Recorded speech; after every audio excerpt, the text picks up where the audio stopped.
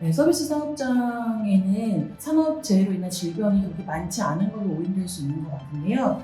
근데 사실은 이제 서비스 사업장에도 많은 산재들이 있다. 뭐 근고력계 질환처럼 이제 많은 노동자들이 가장 많이 앓고 있는 그런 병들도 있겠지만은 서비스 사업장에서는 일단 사고보다 이제 이런 직업병들이 좀 더 많이 있을 수 있을 것 같아요. 특히 이제 우리가 뭐 한 명 이상의 노동자가 죽고 뭐 굉장히 중대한 부상을 입는 그런 중대산업재해 중심으로 보면은 택배 산업 혹은 마트 온라인 배송업 이런 쪽에서 이제 과로사가 많이 발생했잖아요. 특히 이제 코로나 시기에 2020년 한 해 동안 20명의 택배 노동자 과로사로 돌아가셨던 거, 이게 바로 이제 중대재해에 속한다고 할 수 있겠죠. 그리고 또 이런 비슷한 직업병 라인을 봤을 때 학교 급식실에서 장기간 동안 일했던 노동자들이 이 직업성 폐암을 이렇게 진단받고 돌아가시기까지 하는 이런 일들이 계속 발생하고 있다는 것입니다. 직업성 폐암을 앓고 있는 노동자 같은 경우에는 일반 그 한국 여성 폐암 발생률보다 28배 높은 수치라고 해요. 그래서 이런 이제 중대한 직업병, 중대산업재해로 볼 수 있는 직업병의 비율이 많이 이제 우리 서비스 노조 가운데서 되게 많이 일어나고 있다.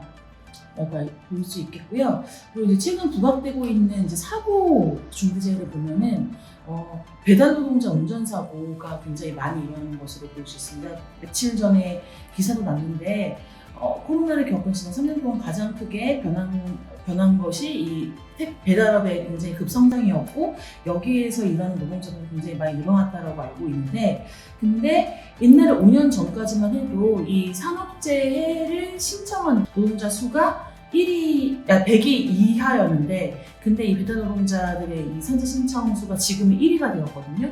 그런 것처럼 굉장히 부상하고 있는 중대재해라고 볼 수 있겠습니다. 그리고 최근에 또 대전 유성의 편의 프리미엄 아울렛 매장에 대형 화재가 났잖아요. 여기서 7명의 노동자가 돌아가셨고, 한 분은 굉장히 심각한 상태인데, 이런 것처럼 이제 대형 화재로 불의의 사고로 인한 이런 서비스 사업장에서의 중대재해도 있을 수 있겠다라는 것입니다. 그 정권을 잡기 전부터, 후보 시절부터 중대재해 기업처벌법은 좀 바꿔야 된다, 이런 식의 얘기를 많이 했었고, 아니나 다를까 들어서자마자 이제 기업들이 막 첨언을 넣었던 것들을 우리가 알 수 있었고, 보도를 통해 알 수 있었고, 거기에 따라서 거의 뭐 이 기업들이 낸 의견서를 거의 받아쓰기 하듯이 중대재해 기업처벌법을 개혁하려는 시도를 하고 있습니다. 근데 이제 본법 같은 경우에는 이게 입법 사항이기 때문에 그 여소야대 이 국면에서 사실 바꿀 수가 없겠죠.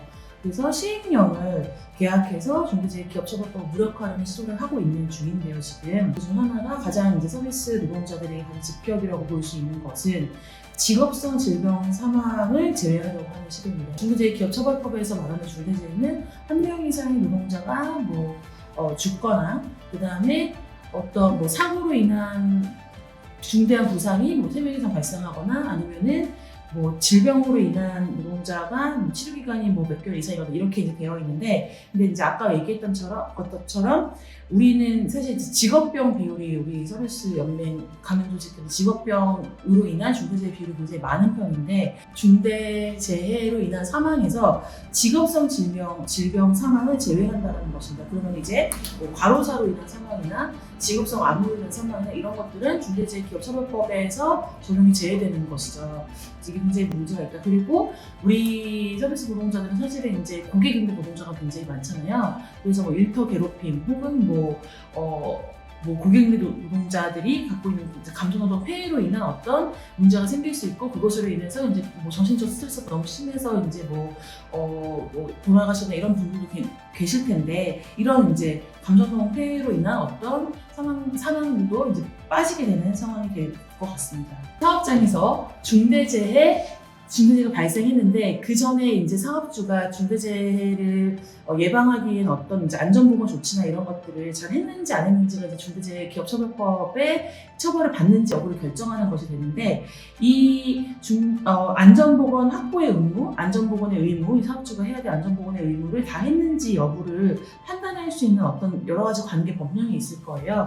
근데 이제 이것도 지금 현재 법에서는 굉장히 포괄적으로 이렇게 지정을 딱히 하지 않고 포괄적으로 이렇게 해놨는데, 근데 이제 지금은 시행령을 계약해서 굉장히 적은 수의 이 안전보건 관계 법령을 하겠다라고 하면은 지금 아시다시피 많은 분들이 아시다시피 산업안전보건법은 근로기준법상의 노동자만 거의 적용이 되고 특보 노동자는 14개 직종에게 아주 제한적으로만 이제 적용이 되는 그런 법인데, 근데 그러면 여기에서 적용이 되지 않는 다른 특보 직종 혹은 14개 직종이라 하더라도 산업법에서 되게 이렇게 굉장히 제한적으로 이 법령을 이렇게 적용하고 있는 이 특보 노동자들에는 굉장히 이제 문제가 많이 생길 수 있는 그런 상황이 됩니다. 적용이 시작된 지 1년도 안 되어서 이렇게 법을 바꾸겠다, 법을 무력화하려는 시도가 너무 명확하게 드러나는 그런 상황인 것 같습니다. 아까도 말씀드렸듯이 기업이, 재벌 기업들이 윤석열 정부가 들어서자마자 막 이제 쫄라서 이렇게 되고 있는 상황인 건데요. 저는 이것을 이렇게 표현합니다. 사람 죽이는 동맹은 정부와 기업이 맺었다라고 생각을 합니다. 중대재해기업처벌법이 만들어지기까지 굉장히 많은 노력이 있었습니다. 특히 많은 노동자들이 이렇게 자기가 일하는 현장에서 열심히 일하다가 결국엔 죽고 이런 일들이 굉장히 많이 발생했고, 거기에 대해서 많은 국민들이 이런 사회는 안 된다라고 지지하여서 10만 청원을 가지고 이렇게 만들어진 법인데도 불구하고 이렇게 1년도 안 되어서 법을 바꾸려고 하고 무력화하려는 이런 시도에 대해서 국가는 어디 있는가, 국민을 지켜주고 안전을 보장하고 생명권을 보장하고 또 건강하게 지속 가능한 삶을 살 수 있도록 보장해야 되는 이 정부의 역할은 과연 어디 있는가, 이런 의문스럽게 없는 것 같습니다.